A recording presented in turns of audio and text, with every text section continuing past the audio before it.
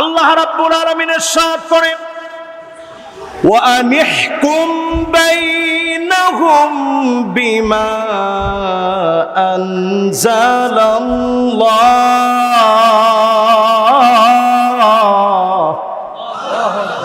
হে নবী, বিচার করা লাগবে কোরআন দিয়ে, ফয়সালা করা লাগবে কোরআন দিয়ে, সংবিধান হবে কোরআন দিয়ে।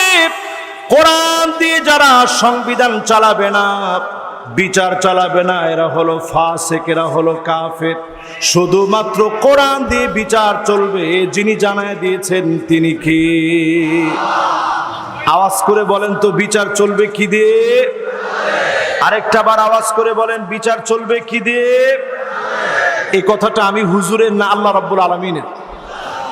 এরপরে আল্লাহ রাব্বুল আলামিন পরের অংশের ভিতরে আল্লাহ রাব্বুল আলামিন ইরশাদ করেন,